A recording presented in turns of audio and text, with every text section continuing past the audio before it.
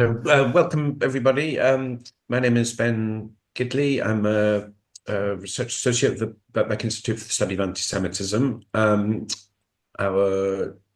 director, David Feldman, who would normally chair this event, has had a family emergency, so I've stepped in. And I'm delighted to be able to do that because we have a fantastic speaker today. So I'll sorry. So welcome to all of you, and welcome to Matthew. So Matthew Bolton is a postdoctoral research fellow at the School of Law, Queen Mary University, London, where he's working on a project that examines how any affinity that Jewish people might have towards the state of Israel is or should be treated by anti-discrimination law. And he's talking to us today about something related to that. Prior to joining Queen Mary, he worked as a researcher on the Decoding Antisemitism project at the Center for Research on Antisemitism at the Technical University in Berlin. He's the co-author with F.H. Pitts of Corbynism, A Critical Approach, and his work has appeared in several journals, including Philosophy and Social Criticism, Political Quarterly, British Politics, and the Journal of Contemporary Antisemitism. So Matt's going to talk to us for about half an hour, and then we should have a good amount of time for discussion afterwards. If you want to kind of hold your questions, you can at the end ask them either in the chat or by raising your hand. Without further ado, I'll hand over to Matthew. Welcome to Birkbeck. Thank you for joining us. Thank you very much. I'm going to share my screen. So let's see if this works. Here we go. Yep, that works beautifully. Okay, so you can see the slides, right? Yeah, perfectly. Fantastic. Okay. Well, thank you very much. I'm very happy to be here. Just from the outset, I want to say that this is a kind of work in progress. So I'm very happy for comments, criticisms. This can be changed basically. But so this presentation is based on an article that I'm currently working on, and the title is Antisemitism, Israel and the Limits of Anti-Discrimination Law. And so my interest in this question on how the law in particular understands the relationship between Jewish identity and Israel was kind of stimulated by a kind of recognition that debates around anti-Semitism in Israel or Israel-related anti-Semitism, where does anti-Semitism begin and end? Where does, speech or behavior targeting the state of Israel or Zionists or Zionism become anti-Semitism? Obviously this is a very vexed political and academic debate, but over the past 10, 20 years, it's kind of been pulled onto legal terrain, onto the terrain of law. This kind of general process of juridification, and you can see that in the UK, which is my focus today, but you can see it in the US, you can see it in Germany, you can see it all over the place. And I kind of, one of my motivations for this is that I think what doesn't get recognized enough is that when these debates are pulled from the political arena onto the legal arena, something happens to the arguments and narratives and ideas. So it's not like a seamless transfer from the realm of politics into the courtroom, into the realm of law. In order for an idea or a concept or an argument to appear within the world of law, that argument must kind of be reformulated in the language of the law. And the language of the law and the language of the legal system is not the same as the political or academic debate. So I'm trying to think of examples of the juridification. So the key one would be obviously the definition debate, where you have competing kind of quasi-legal definitions of anti-Semitism, which aren't quite law because they, like IRA and the JDA, it's not that they have kind of coercive teeth in the way that a proper law has, but they definitely take the form of law. But you also have kind of libel and defamation cases to do with Israel-related speech, and also discrimination cases or claims of harassment and victimization based on affinity to Israel. And actually, there's another aspect of this, which is this kind of harassment or discrimination based on anti-Israel positions. So that's another aspect. But my point is, I think that something happens to these arguments when they enter the legal terrain, and I think that has been understudied. The most obvious example of this is that this concept of anti-Semitism, which has had so much kind of argument within the political sphere, doesn't actually exist in law. In British law, there is no law banning anti-Semitism or anti-Semitic behaviour or defining anti-Semitism. Anti-Semitism as a concept does not exist in British law. So behaviour that we in everyday speech or thought might recognise as anti-Semitism, within law it is captured by this kind of what's called a protected characteristics model of discrimination law. Now, the protected characteristics model is probably quite familiar to most people here. Basically, the law kind of identifies a kind of series of characteristics, identity characteristics, which it then says are the grounds for making claims of hate crime or discrimination or harassment. So in the UK, there are 9 protected characteristics: age, race, religion, sex, disability, and so on. And in order to make a claim of discrimination or hate crime, you have to show that the behaviour that you're complaining about is related to one of these characteristics. And so in the same way as the law doesn't have a concept of anti-Semitism, the law doesn't have a concept of Jewish people or Jews as a distinct group requiring legal protection. So anti-discrimination law doesn't work like, I don't know, affirmative action policies might do, where you identify a particular group that has suffered discrimination or historical disadvantage and you try and remedy that. That's not how anti-discrimination law works. Anti-discrimination law essentially wants to create abstract equality between individuals. And the way it does that is by identifying these characteristics, age, race, religion, or whatever, and says, okay, we've identified these characteristics. We want to make sure that they don't impinge on the way that someone's treated in the public sphere, that they're not treated, that it doesn't impinge on the way that someone's treated by the state or by their employer or by, the NHS or something. So the characteristics that the law identifies are kind of pushed into the private sphere, and in order to try and create kind of an abstract equality of everyone, which is a positive thing. I don't want to, I don't think this is a bad thing. I think this is important. In some ways, it's the prerequisite of equality. But I do think there are some downsides to that model, particularly when we start thinking about the relationship between Jewish identity and Israel. So if Jews want to receive protection from the law as Jews, Jewishness or Jewish identity must be fitted into the protected characteristics model in some way. So it's as if the protected characteristic model is kind of imposed on Jewishness rather than the law being shaped around Jewishness, if that makes sense.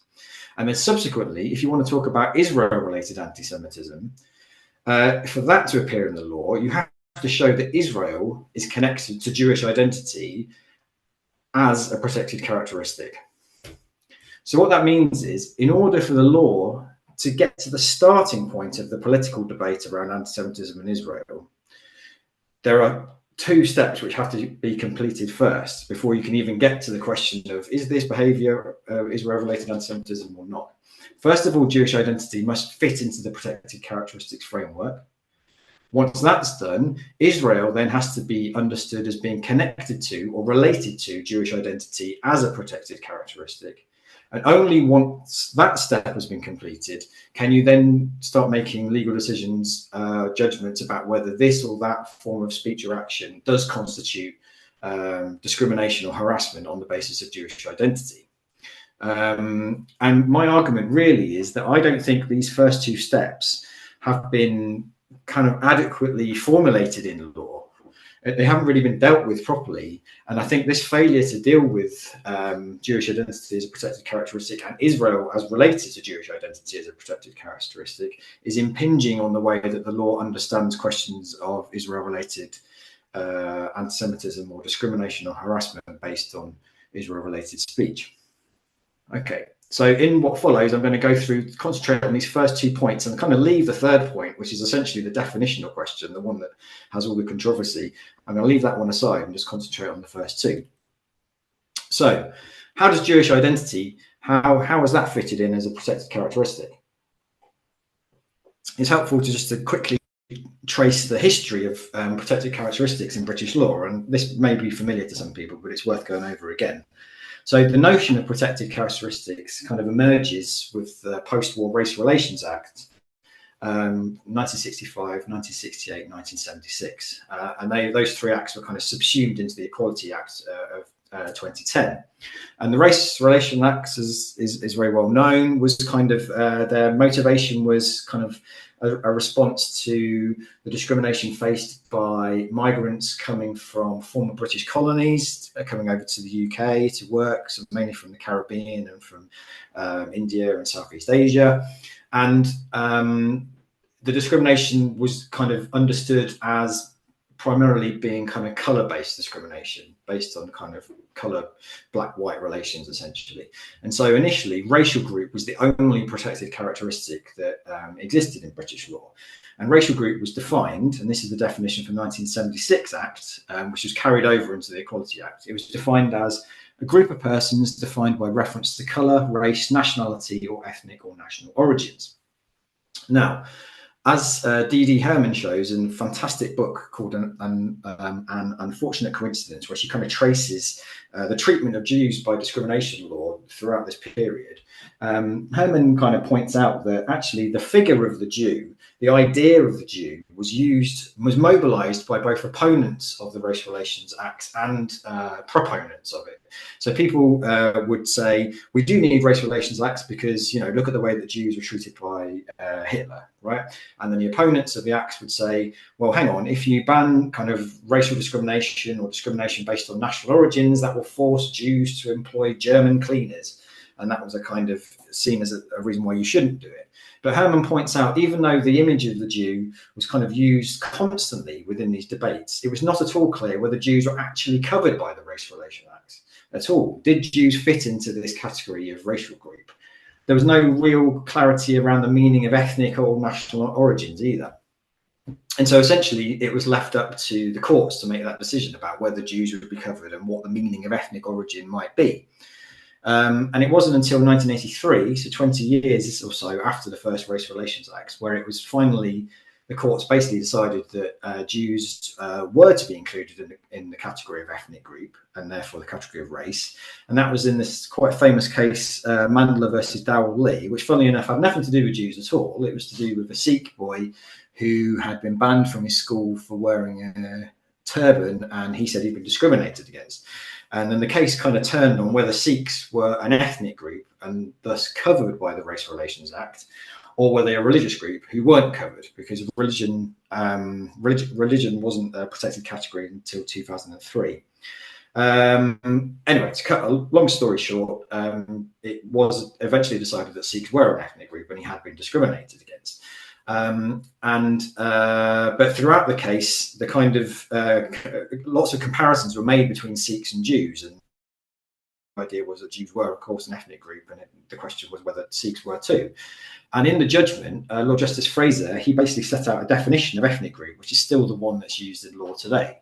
And he said there are two essential characteristics distinguishing an ethnic group. The first is a long shared history of which the group is conscious as distinguishing it from other groups, and the memory of which keeps it alive. And the second is a cultural tradition of its own, including family, social customs, sometimes religion. So long shared history, cultural tradition. And then he also said he set out a load of non-essential characteristics, one of which was a common geographical origin or descent from a small number of ancestors. So Fraser's definition of ethnic group, he actually drew upon a previous judgment in New Zealand, in fact, King Ansell versus Police in 1979, which was about Jews. This was a case where a neo-Nazi in New Zealand had been distributing anti-Semitic literature. He'd been charged with racial discrimination. He said, I can't be charged with racial discrimination because Jews are not a racial group, but a religious group, and so they're not covered by the Race Relations Act, which is quite a weird argument for a neo-Nazi to make, but that's the defense he did. So in that case, it was determined that Jews were an ethnicity and should be included in the Race Relations Act, and the definition of ethnicity that there was in this judgment was as a historically determined social identity. So what I find interesting here is that in both these judgments, which are both kind of still pivotal within the definition of ethnic origin, they're historical definitions. So they're not based on DNA or bloodlines or race or anything like that, really. Maybe the ancestors one could be, but generally it's based on history, historically determined social identity, historical memory, historical traditions, cultural traditions, that kind of thing. But even though Mandela had established that Jews were an ethnic origin and so should be protected under the racial category, there was nothing in Mandela or King Ansell which said whether Israel is connected to Jewishness as a protected ethnic origin.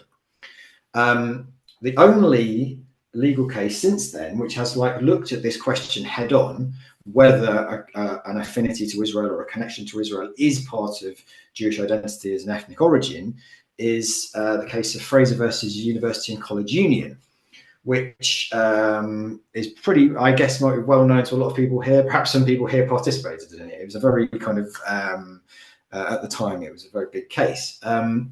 So basically, to summarize, the University and College Union was and is the main trade union of academics, lecturers, professors, higher education, teachers and stuff in the UK. Throughout the kind of early 2000s, there was repeated debates and attempts by activists to impose a boycott of Israeli universities and academics by the union. And over time, the frequency and intensity and the kind of tone and tenor of these debates, both in person and online, led a group of mainly, but not only, Jewish activists within the UCU to kind of see this as essentially being anti-Semitic and essentially almost harassment of Jewish activists who opposed the boycott. And so one member, a former mathematics lecturer called Ronnie Fraser, he basically took the UCU to an employment tribunal saying that he had suffered harassment on the basis of his protected Jewish ethnic origin. Now, even before you get to the judgment about whether this or that form of behavior within the union was harassment, a decision had to be made about whether it was even possible for harassment based on kind of a connection to Israel to exist in law. Yeah. So Fraser had to demonstrate that Israel was related to his protected Jewish ethnic origin, which is the second step in that three-step move I talked about earlier. So Fraser's legal counsel, who was Anthony Julius, who's a very well-known kind of lawyer and academic and historian of anti-Semitism, he argued that for Fraser, he had a strong attachment to Israel, and this strong attachment was non-contingent and a rationally intelligible aspect of Fraser's Jewish identity, by which is meant it's not an accident. If you removed Fraser's affinity to Israel from his Jewish identity, he wouldn't recognize his Jewish identity anymore. And the argument wasn't one that said, most Jewish people at the moment have an affinity to Israel, therefore there's a connection with Jewish identity. Fraser argued, even if he was the only Jewish person in the world who had an affinity to Israel, it would still be integral to his Jewish identity. The UCU, against this, argued that actually there are Jews on both sides of the boycott debate. Disputes about Israel do not split on racial or ethnic lines. It's not like it's Jews on one side and everybody else. And therefore, the whole issue of Israel and boycott and any discussion of Israel and Palestine essentially is a political debate. It's a political issue which falls outside the law's jurisdiction. It has nothing to do with Jewish identity or ethnic origin. So it can't be a case of harassment or dismissal. And I think it's worth just pausing for a minute on the way that the UCU were framing this, how they understood politics and protected characteristics. So in their vision of it, the politics exists, and the politics and the protected characteristics exist as two completely separate spheres.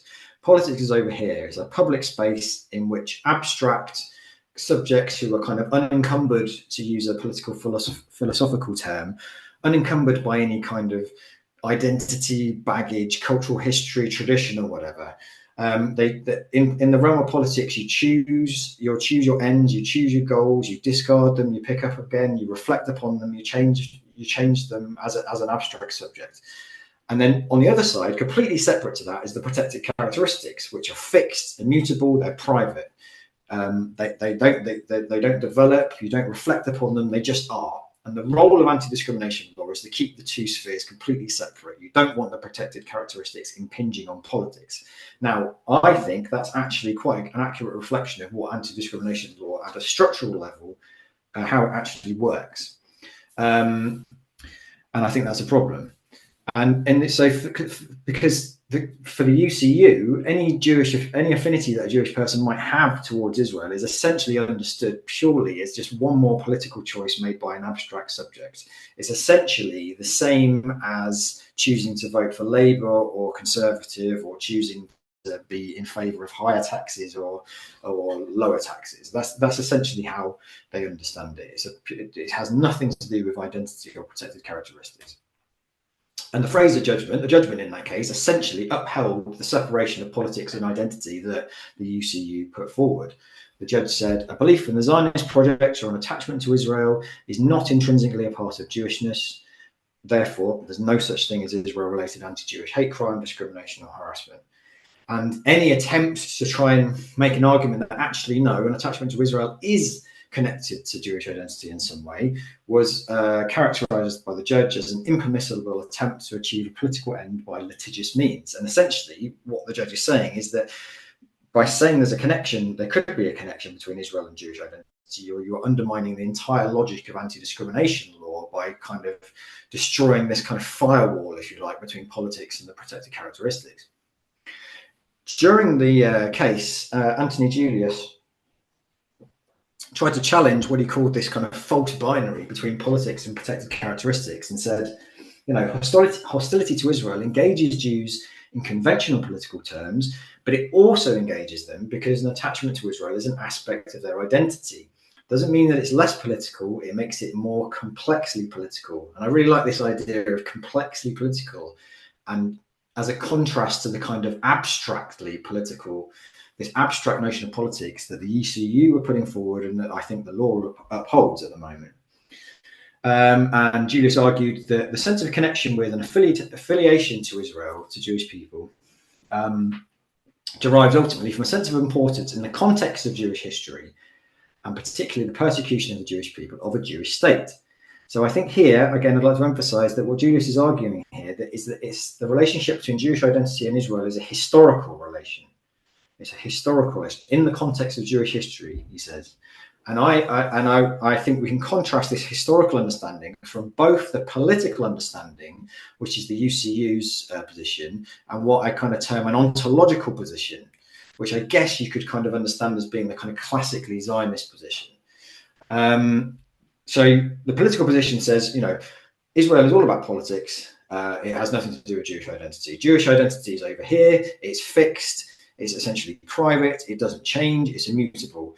Israel is over here, and they're disconnected. The ontological argument is one that says that the land of Israel, the question of the return to Zion and everything, is fundamental to Jewish identity, has always been fundamental to Jewish identity.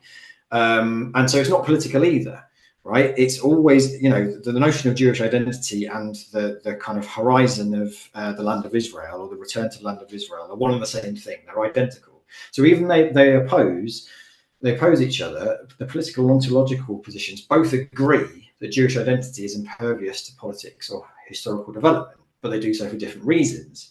The political argument dehistoricizes Jewish identity, fixes it in place, if you like, in order to deny any connection to Israel. So to present any kind of connection is an arbitrary imposition on what is a fixed understanding of Jewish identity.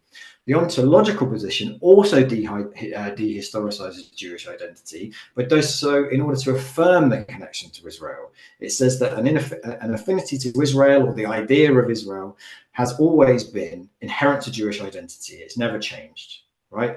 The historical approach, in the way I'm thinking about it anyway, differs from both of them, because it says the separation of politics and identity, which both the political argument and the ontological argument, they both accept for different reasons. The historical approach says that separation is not given, it shouldn't be assumed, but is itself the result of a historical process.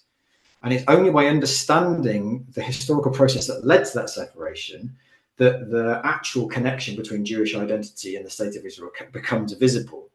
So in some senses, both the political argument and the ontological position kind of erase the actual historical process that led to the affinity of Jewish identity and Israel.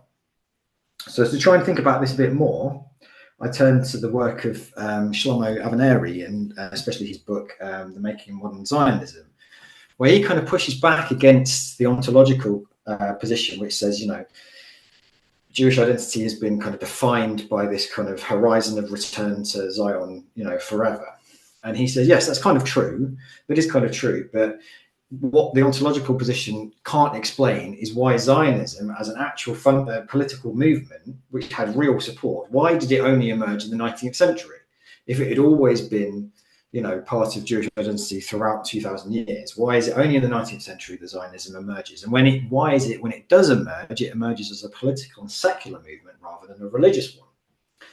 And he also says you can't just explain it through persecution either, because Jews have suffered, you know, huge amounts of persecution across time. And actually, the 19th century, when Zionism is first emerging, historically, in his view anyway, it wasn't so bad. Jews have been emancipated.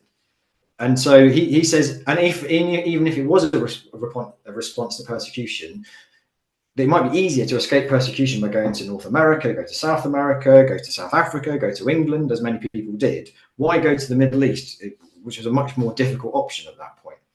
Avineri argues the reason why Zionism emerges when it did, and why some people chose to go to the Middle East rather to escape persecution than elsewhere, is because of the specifically modern challenges posed to Jewish identity following emancipation. Where he says that, you know, before emancipation, Jewish identity was not really something you had to question. Jews had a basically corporate or communal identity which was excluded from the polity, from the religious state. But you kind of knew where you were. You were excluded from the state, but you knew what it meant to be Jewish. After emancipation, after you get the creation of kind of abstract equality, which, as we've already seen, abstract equality is kind of based on pushing away these kind of characteristics, if you like, into the private sphere. Suddenly, what it meant to be Jewish was a dilemma. That's the term that he uses, is a dilemma. And he says there were different possible responses. One was assimilation, abandoning Jewish identity altogether. Another one was the privatization of Jewish identity as a personal faith, pushing it into the private sphere. So being an abstract citizen in the public sphere and then being Jewish in the private sphere. But he said the problem was, what if you wanted to sustain the public expressions of Jewish identity, those aspects of Jewish identity that don't fit neatly into the private sphere, such as, you know, eating kosher food, religious holidays, keeping the Sabbath, those kind of things. That posed a problem. And he said that there was no obvious solution at this point. On top of that, you have the rise of romantic nationalisms, which were a response to the kind of construction of abstract equality, where different people in different areas started kind of forming these kind of notions of national ethnicity and genealogical roots and stuff, which on the one hand meant that lots of Jews found themselves under suspicion. Talk about, you know, the Dreyfus affair being the classic example, but also led to some Jews kind of tracking their own genealogy.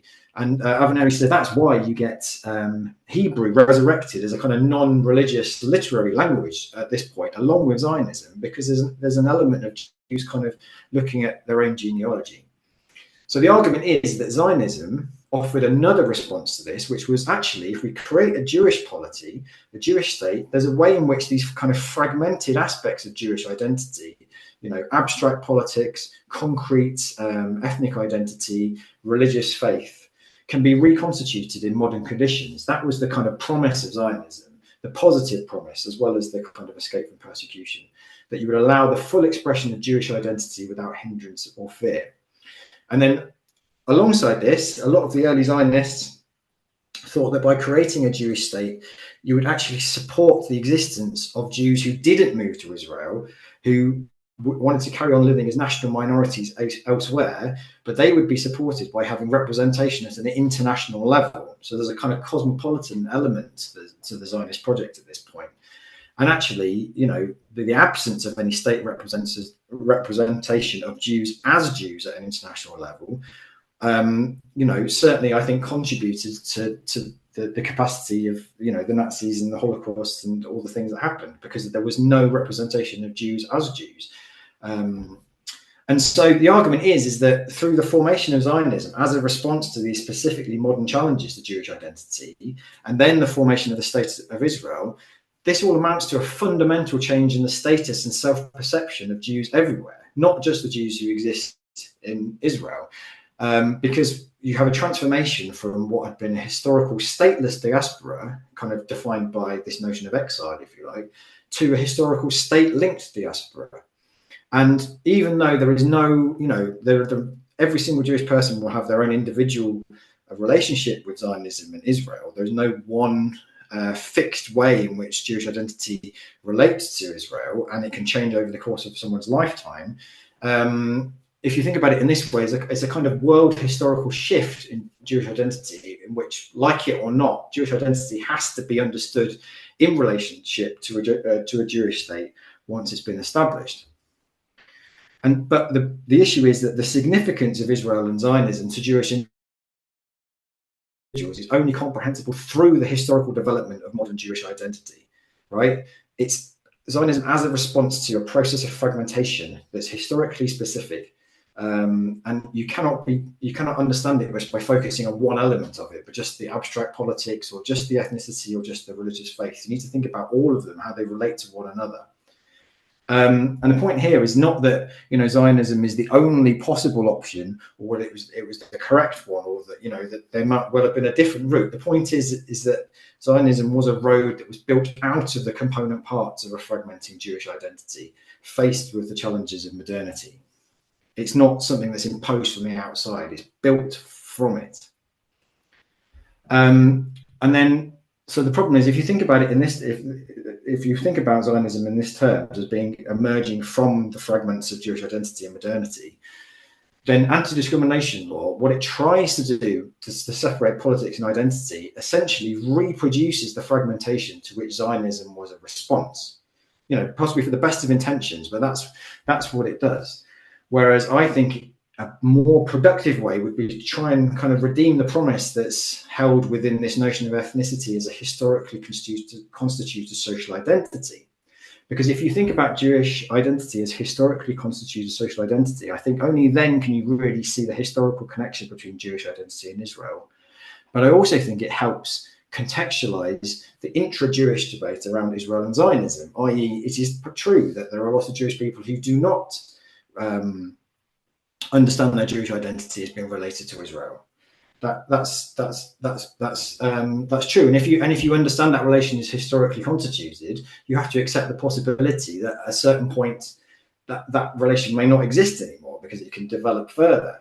But you need to understand the context of these debates by through a historical lens, because a debate around Israel versus the diaspora, which takes place prior to the State of Israel, say in, 1910 or something, where the State of Israel is a kind of utopian idea and the diaspora is the concrete reality, that's fundamentally different from one that takes place today, where Israel is the concrete reality, and this kind of, you often get like an idealized utopian notion of diaspora, which kind of acts as a kind of critique of the modern state and modernity as such.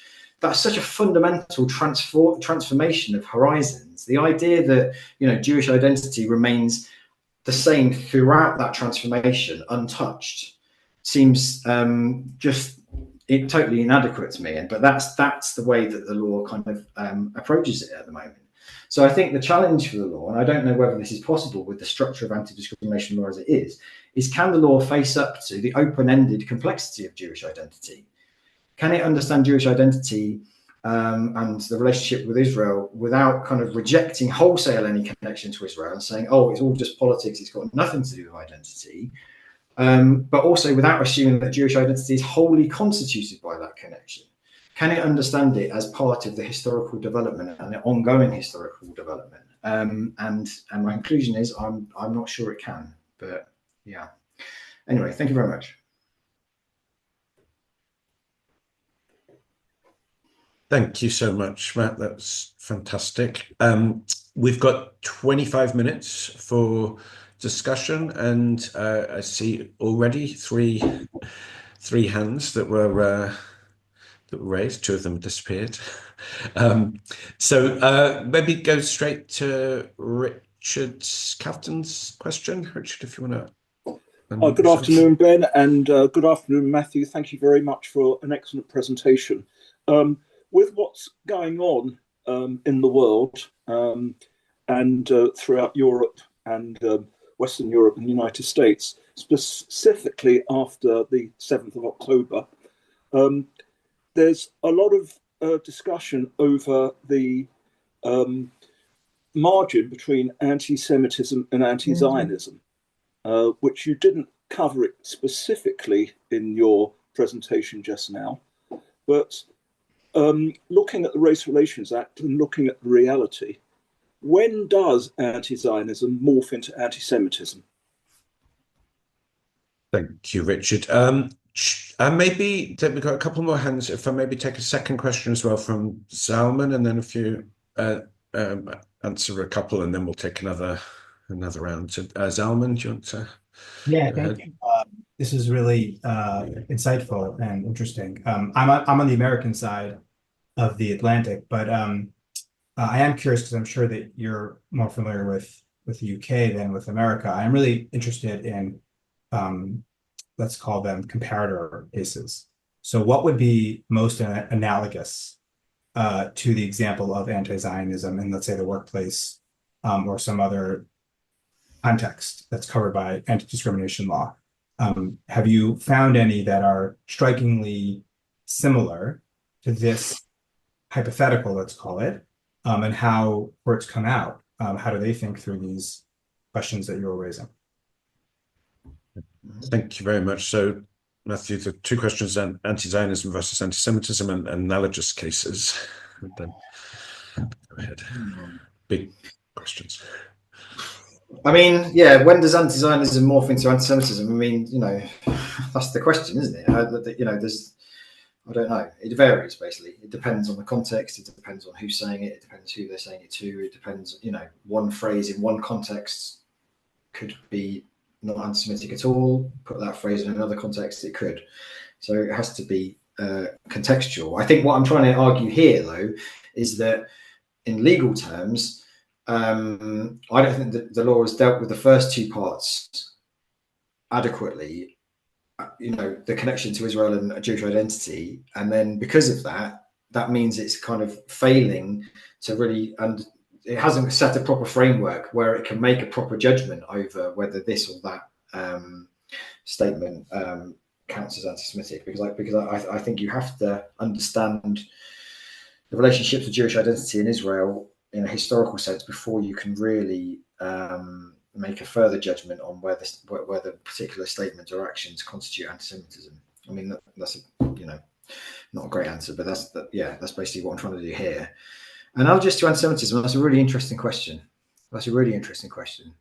About at what point are things that are categorized as political, but also seem to cross the line into identity. I guess one debate which is there seem to be similarities to me, which would be the sex and gender debate, sex-based rights versus trans rights, because a lot of that it crosses over between notions of identity, developing notions of identity, kind of accusations going each way of discrimination, which you do see in the anti-Semitism debate. Because I didn't mention this because this is something else I'm working on, but there was recently a case where anti-Zionism was kind of classed as a protected philosophical belief under the Equality Act.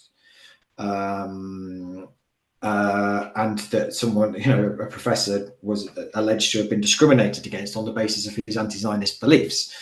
And yet a lot of people, myself included, would say that professor was, had engaged in anti-Semitic behavior. And then you have the question, would Zionism be understood as a protected philosophical belief? So then you have accusations of discrimination on both sides. So the sex, gender and trans thing, I think would be the nearest analogy, I guess. Thank you. Three hands at the moment. I'll take maybe the first two, Orna, and then John. Hi, can you hear me? Perfectly. Yeah, okay, thank you very much. First of all, it's absolutely fascinating and really, really good talk. I just wanted, in a way, to emphasize the first question is in view of 7 October and what happened after that, you really see that anti-Zionism and anti-Jewishness or anti-Semitism all emerge together.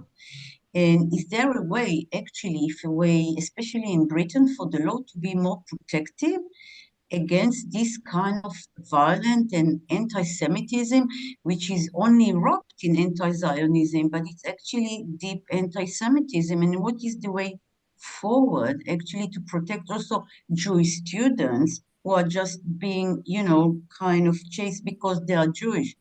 I feel that sometimes in too much PC, these kind of things are not being addressed because it's like, yeah, it's fine to be anti-Zionist, while it's not okay to be anti-Semite. But many times, and I worked in UK university where the anti-Semitism was actually wrapped in anti-Zionism. So the question is, what's the best way to deal with it, also by the British law? Thank you. John.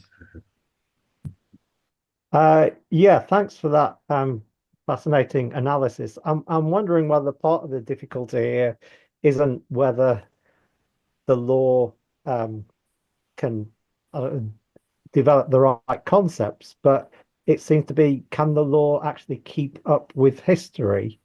Because as you kind of explained, this sense of attachment to Israel is historical rather than essential.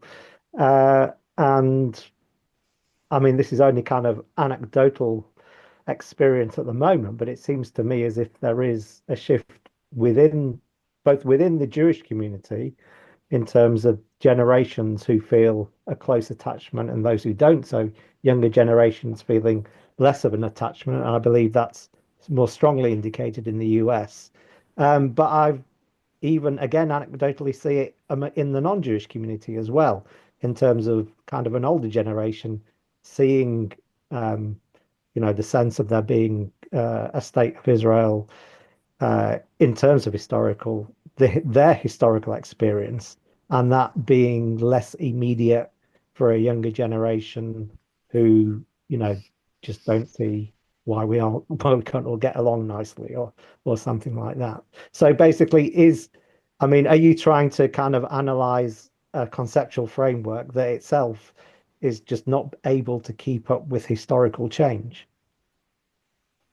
Thank you. I don't know if this would be cruel, Matt, but I'm going to also ask Daniel could you maybe 3 questions row, because we've got a whole row of hands. So Daniel, do you want to go ahead as well? You mean this Daniel or a different one? Sorry, Daniel Allington. Yes, go ahead. Thanks. I know there's a couple of Daniels here, at least. Matt, thank you so much for that presentation. As usual, whenever you start working on anything, it's usually something I thought I knew about. And then by the time I've heard you talking about it for 5 minutes, I realized I didn't know anything at all. So yeah, thank you for a really interesting analysis there. You've taken what I think is a very innovative approach to this, which I presume may have come from the fact that from having started with Fraser versus UCU. I'm not sure. I'd like to kind of contrast it with the two ways in which the relationship between Israel and Jewish identity with regard to anti-Semitism is usually conceived, which is very different from what you did. One is saying that there are anti-Semites who use words such as Zionist simply as code words for Jew, and you didn't address that, but that's usually the way that this is dealt with. We've had for decades now neo-Nazis using the word Zio as it's equivalent to the K word, let's say, in America or whatever. This is simply a euphemism, and that when people pretend to be talking about Israel when in fact they are simply talking about Jews, but avoiding the word so that they don't appear racist. That obviously, I presume the reason you didn't deal with that is that it doesn't really apply to what was at stake in the Fraser versus UCU case. But the other way that this would be looked at is you again have people who well, yeah, people who hate Jews, and they hate Israel because they hate Jews. So that's, this idea of, it's wonderful that God has gathered together all the Jews in Israel because now we can nuke them all in one place. That kind of statement, that is, there you've got someone whose beliefs are fundamentally anti-Jewish, and they're against Israel because there are Jews there and because it's a Jewish state. And again, that's different from what you were doing there. And I think that both of those, I suppose I want you to talk about the difference, really.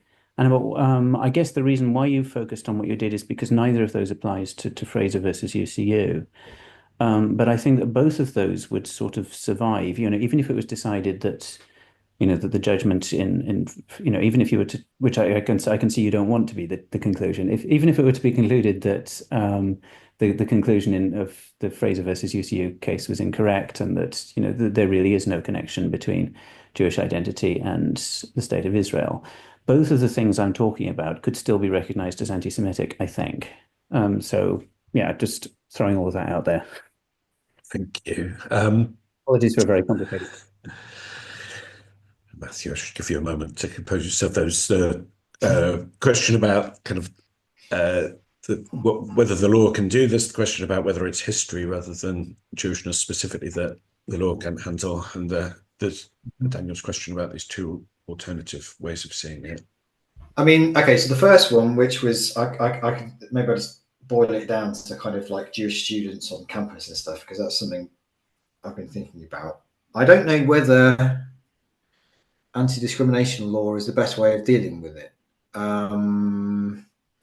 because there are all sorts of different pressures coming from different directions on a university campus, and I wonder whether it's I don't know exactly what I think about this, but I do wonder whether it's better to try and control those kind of things through kind of time, manner, and place regulations rather than go for like legal remedies. So saying, you can have a protest, but you can't block this, you can't do that, you can't prevent people from going here, you can't prevent people from accessing the library, that kind of stuff.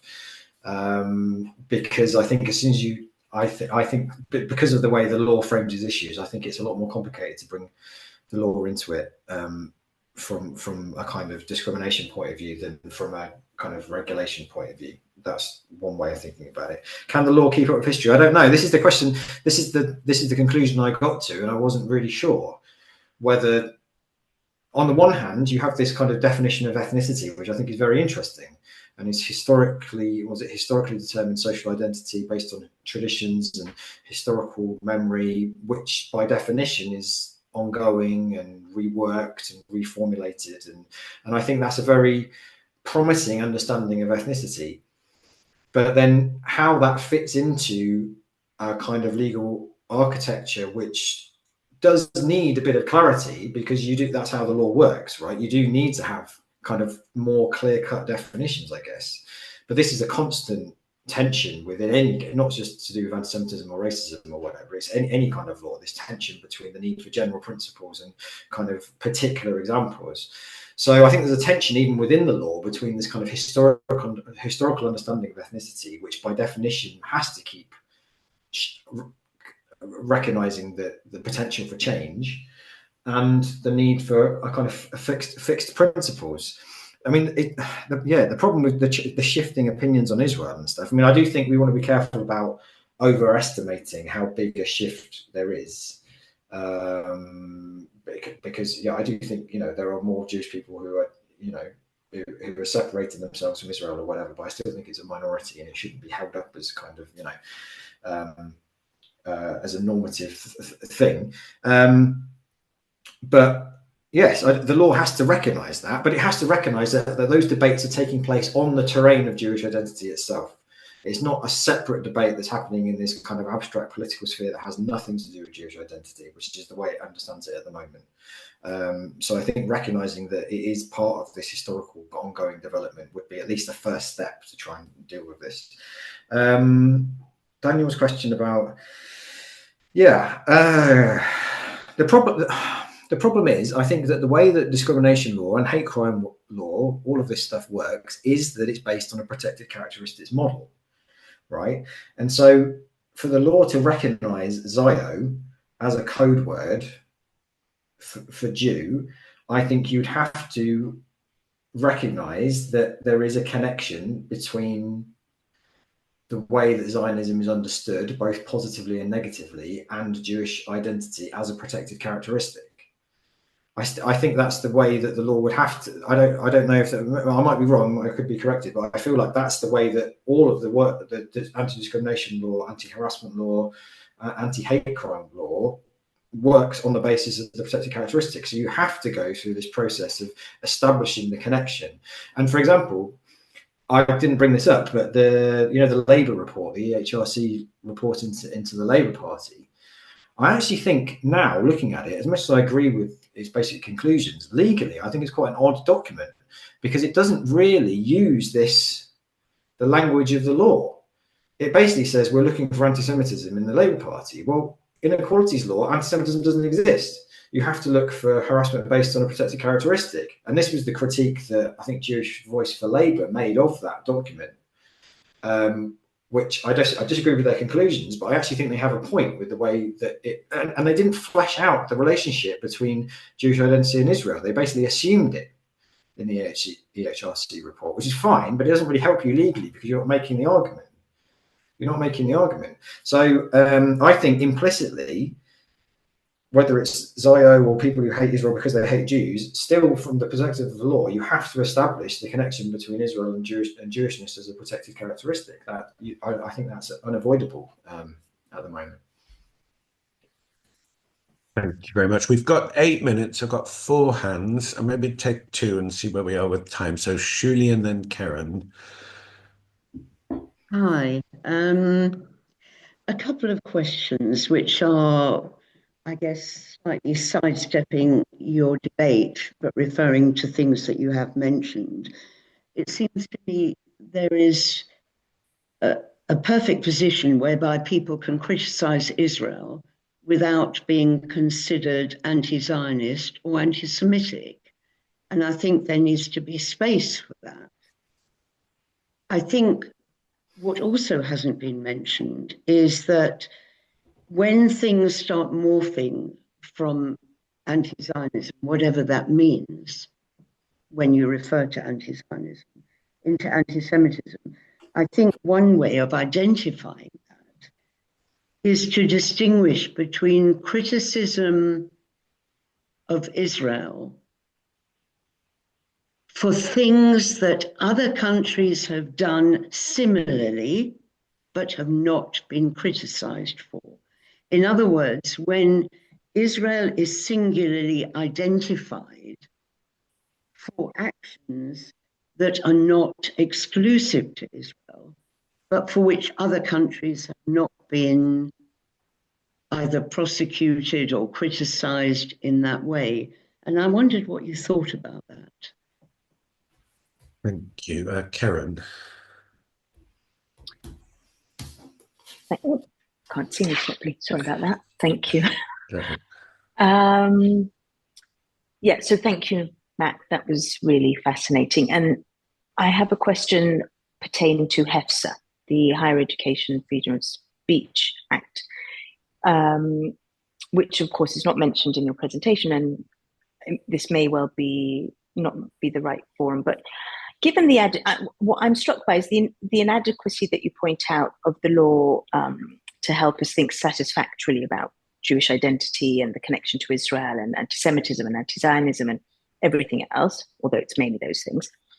What is your view on the suitability of the, I think, currently paused HEFSA to both protect freedom of speech, potentially also academic freedom, and at the same time to provide some kind of enforceable limitations and protection for students and staff in the academy from anti-Semitism and, depending on one's definition, also from anti-Zionism. And I ask this in particular because in relation to the example you gave of sex and gender, where many proponents on the gender critical side view HEFSA as a necessary intervention to allow freedom of speech, but many Jewish organizations, and so this is where I see the two actually not being similar, certainly in their position in relation to Hafsa, seem to be opposed to it for fear that it would legitimize anti-Semitism under the freedom of speech banner. So that's my question. Thank you. Yeah, thank you very much. Just for clarification, the government has committed to bringing that act back to Parliament, but in a somewhat different form, I think, is the most updated version. Matthew. Okay, the first one was, yeah, it was anti-Semitism, anti-Zionism again. I think one way into this would be for it to be recognised that the debate around Israel is Jewish identity is part of it. You can't separate it out cleanly, which isn't to say it's identical. I'm not saying that Israel and Jewish identity are one and the same thing. That isn't what I'm saying. But I'm saying that it's not easy just to subtract Israel and have this pure Jewish identity here. I just think history has meant that that's not possible anymore, which doesn't mean that the relationship isn't complex, but it means you can't separate it. So I think the more that people are aware of that, perhaps that would help the debate somewhat. Because I feel like a lot of people kind of think, oh, it's just, not all Jews are Zionists, therefore I can say what I want about Zionism. I think that's the way that a lot of people think about it. And I just think that's a facile argument, because if you look at the actual historical development of it, that you just can't separate the two that easily, which is not to say they're identical. But, this is why there's so much debate about that question, because it's an incredibly difficult question. The Free Speech Act, so I helped write a paper on this